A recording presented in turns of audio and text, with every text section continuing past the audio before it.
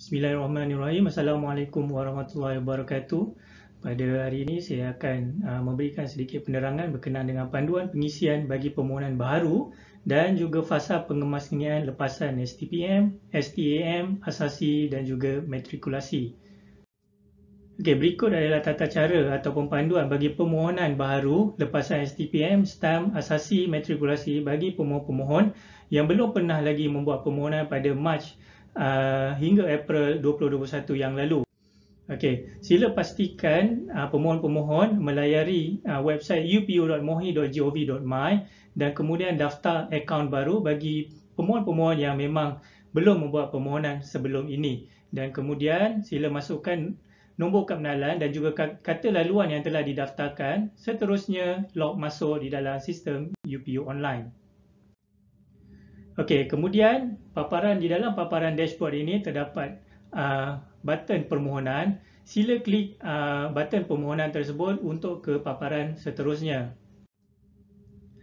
Okey, pastikan di dalam paparan permohonan, pemohon-pemohon kemaskini nombor kad pengenalan yang didaftarkan semasa peperiksaan STPM, STAM, asasi ataupun juga matrikulasi yang lalu.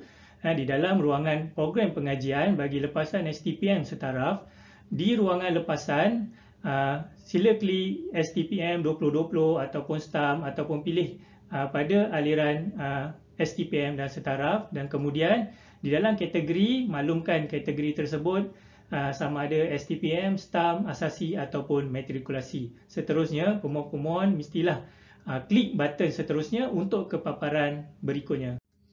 Okey, sila kemaskini maklumat peribadi ataupun masukkan maklumat-maklumat peribadi yang diminta di dalam sistem UPU online. Seterusnya, simpan dan klik butang seterusnya untuk paparan berikutnya. Bagi paparan di maklumat keluarga, pemohon-pemohon dikendaki mengisi maklumat-maklumat yang diperlukan dan tekan butang simpan dan tekan butang seterusnya untuk paparan berikutnya. Paparan berikutnya menunjukkan calon-calon perlu mengemaskini ataupun memasukkan perkara-perkara berkenaan dengan peperiksaan SPM yang mana perlu meletakkan tahun peperiksaan SPM diambil dan juga angka giliran, serta memasukkan juga markah-markah SPM berdasarkan kepada keputusan SPM pemohon-pemohon sebelum ini. Okey, bagi ruangan jika ada peperiksaan tambahan ataupun kertas Julai, okey, calon-calon dikendaki mengemaskini juga maklumat tersebut bagi perhatian pihak UPU. Dan juga jika dilihat kepada ruang STPM, sila pastikan tahun dan juga angka giliran STPM pemohon-pemohon adalah betul. Seterusnya, klik butang simpan dan klik butang seterusnya untuk paparan berikutnya. Paparan berikutnya ialah berkenaan dengan maklumat pilihan yang mana calon wajib mengisi 6 pilihan.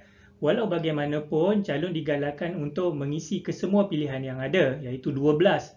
Okey, calon dinasihatkan untuk semak kelayakan program di e-panduan sebelum mengemukakan permohonan melalui pautan yang diberikan. Okey, hanya program yang melepasi syarat kemasukan saja yang disenaraikan.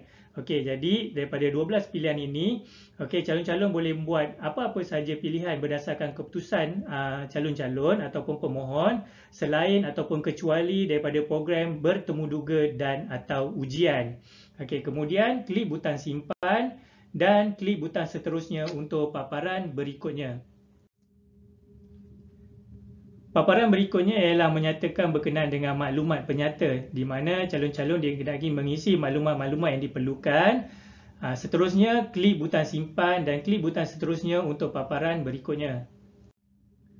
Sila pastikan maklumat-maklumat yang diisi oleh pemohon-pemohon di ruang pengasahan ini dan seterusnya klik saya setuju untuk paparan berikutnya. Okey, setelah membuat penyemakan di ruang pengesahan, calon-calon hendaklah mencetak slip permohonan kemasukan pelajar ataupun muat turun slip permohonan kemasukan pelajar. Okey, terima kasih. Berikut adalah panduan bagi fasa pengemasnian lepasan STPM, STAM, asasi dan juga matrikulasi yang mana pemohon-pemohon telah membuat permohonan semasa fasa permohonan pada Mac hingga April 2021 yang lalu. Okey, calon-calon ataupun pemohon-pemohon dikehendaki masukkan nombor kad pengenalan dan juga kata laluan seterusnya login di portal ataupun laman web upu.mohi.gov.my. Okey, pada paparan dashboard, calon-calon ataupun pemohon-pemohon dikehendaki menekan butang kemas kini yang berada di kiri paparan. Pada paparan kemas kini ini, sila pastikan nombor kad pengenalan ataupun MyKad pemohon adalah betul dan juga program pengajian bagi lepasan STPN dan setaraf. Seterusnya, tekan butang seterusnya untuk paparan berikut. Okey, calon-calon dikehendaki mengemas kini maklumat peribadi terkini calon-calon ataupun pemohon dan pada maklumat keputusan SPM, okey, sekiranya maklumat yang dipaparkan tidak tepat, sila kemukakan aduan melalui sistem maklum balas UPU. Okey. Dan pada paparan berikutnya, di sebelah bawah, maklumat pilihan yang mana calon-calon boleh membuat pengemaskinian pilihan-pilihan program daripada pilihan pertama hingga pilihan ke-12 berdasarkan keputusan terkini pemohon-pemohon kecuali program bertemu duga dan atau ujian. Okey, dan klik butang simpan dan seterusnya untuk paparan berikutnya. Okey.